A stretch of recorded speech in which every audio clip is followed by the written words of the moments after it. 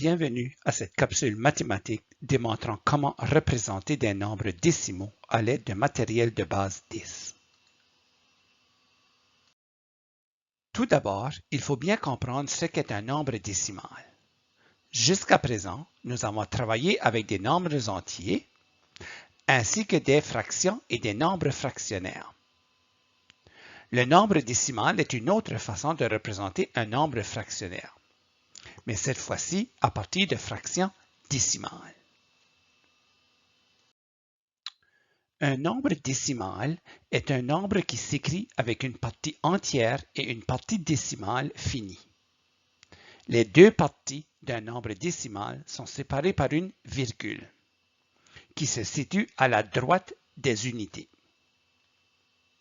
La partie du nombre qui est à gauche de la virgule s'appelle la partie entière.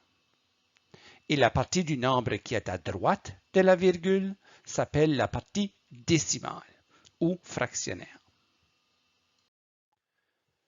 Dans un nombre, la place des chiffres est très importante. Dans la partie entière, il y a les unités, les dizaines, les centaines, les milliers et ainsi de suite. Dans la partie décimale, il y a les dixièmes, les centièmes, les millièmes et ainsi de suite. La partie décimale représente une fraction d'une unité. Prenons le nombre décimal 8 et 2 dixièmes. Ce nombre contient 8 unités et 2 dixièmes d'une unité, qui peut s'écrire en nombre fractionnaire 8 et 2 dixièmes, ou comme une somme 8 plus 2 dixièmes. On pourrait également dire qu'il y a 82 dixièmes d'une unité, qui s'écrirait comme 82 dixièmes. Le nombre décimal 3 et 15 centièmes, on retrouve 3 unités, 1 dixième d'une unité et 5 centièmes d'une unité.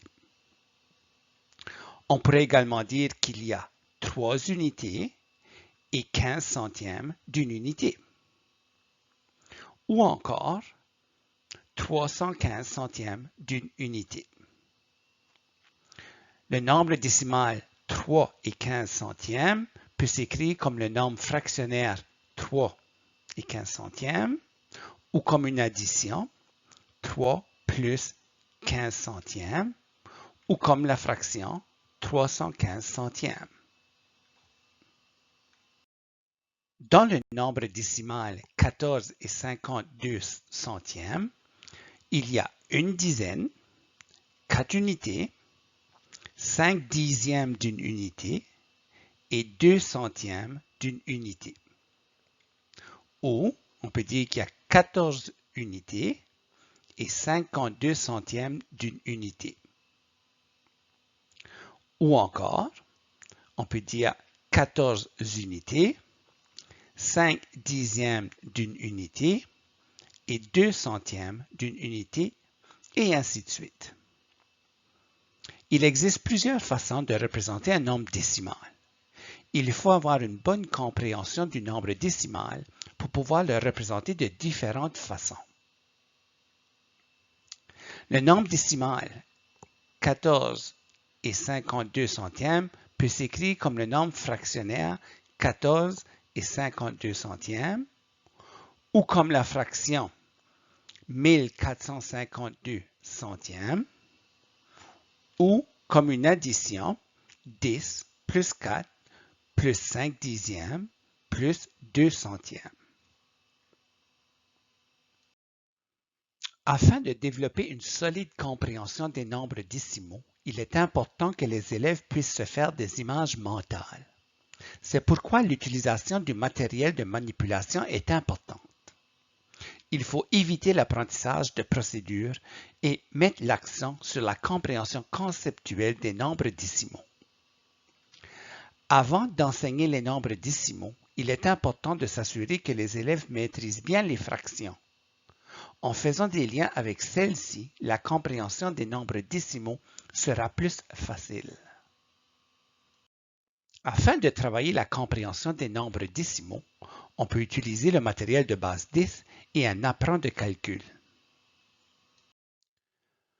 On recommande d'utiliser du matériel de couleurs différentes afin d'aider à la représentation de chaque partie d'un nombre décimal ainsi qu'à la compréhension. Puisque l'on utilise le même matériel pour l'apprentissage des nombres décimaux et les nombres naturels, il faut éviter d'utiliser les mêmes termes. On propose les termes bloc au lieu du cube de 1000, plaquette au lieu de planche de 100 ou centaines, bâtonnet au lieu de bande de 10 ou dizaines, et cube au lieu d'unité. En utilisant le matériel de base 10 pour travailler les nombres décimaux, il faut être capable de bien se représenter les dixièmes, les centièmes et les millièmes. On peut facilement faire le lien entre la partie décimale d'un nombre et la fraction. Allons voir quelques exemples. Si on prend le bâtonnet comme le tout, alors le cube représente le dixième, c'est-à-dire le cube est un dixième du bâtonnet. Si on prend la plaquette comme le tout, alors le bâtonnet représente le dixième et le cube représente le centième, c'est-à-dire le bâtonnet est un dixième de la plaquette et le cube est un centième de la plaquette.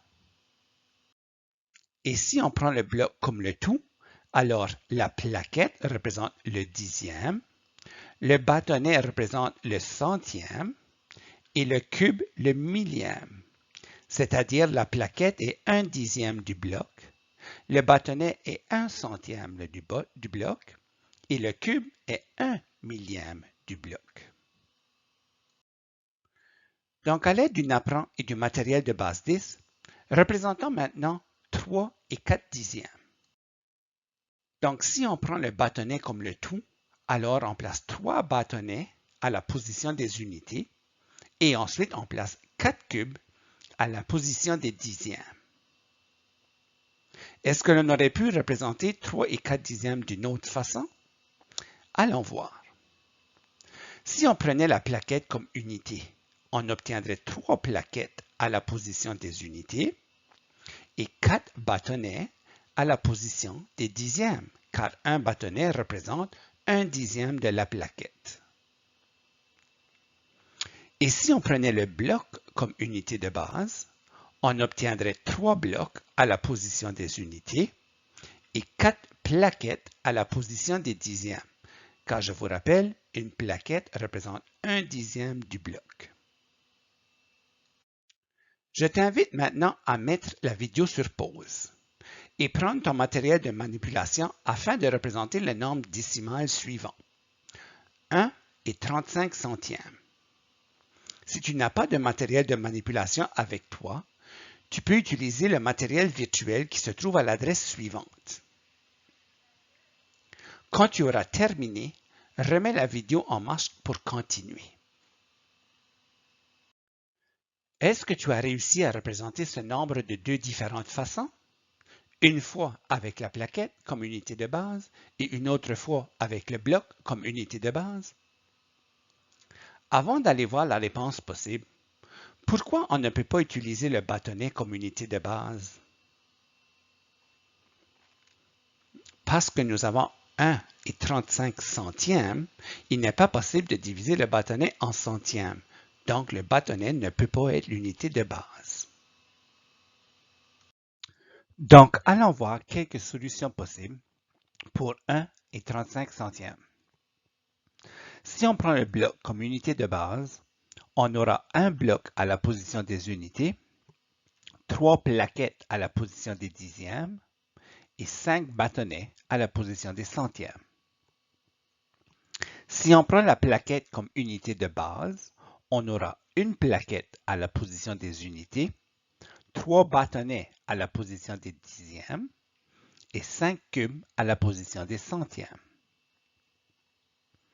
Si on garde la plaquette comme unité de base, est-ce que cette représentation est correcte?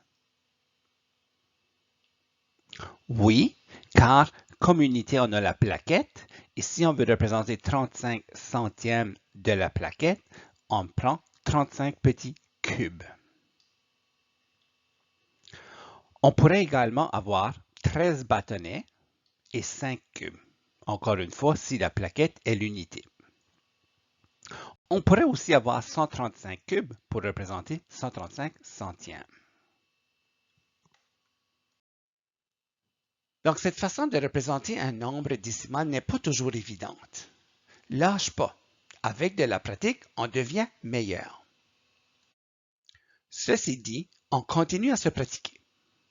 Place la vidéo sur pause et avec ton matériel de manipulation ou virtuel, représente le nombre décimal 2 et 23 centièmes de deux différentes façons. Si tu réussis à le représenter de deux différentes façons, je te lance le défi de le représenter de 4 différentes façons. Je t'invite à prendre une photo de chacune de tes représentations afin de les comparer avec une autre personne. Quand tu auras terminé, remets la vidéo en marche. Voici des représentations possibles du nombre décimal 2 et 23 centièmes. Donc, on peut avoir 2 plaquettes, 2 bâtonnets et 3 cubes. On peut avoir une plaquette, 12 bâtonnets et 3 cubes. On pourrait également avoir 2 plaquettes et 23 cubes. Ou on pourrait tout simplement avoir 223 cubes. Il existe plein d'autres façons de représenter ce nombre décimal. Si tes représentations diffèrent de celle-ci, valide tes représentations avec une autre personne. Mise en garde. Tu dois être à l'aise avec la représentation des nombres décimaux avant de faire des opérations. Donc, je t'invite à continuer de travailler les représentations des nombres décimaux avec le matériel de manipulation jusqu'à ce que tu maîtrises bien la composition de ces nombres. Voici quelques exemples de nombres décimaux que tu peux utiliser pour te pratiquer. J'espère que cette capsule vidéo a su t'aider à comprendre davantage les nombres décimaux. Si tu as des questions ou tu voudrais plus de précision, n'hésite pas de communiquer avec ton agent pédagogique. Il nous fera plaisir de t'accompagner davantage.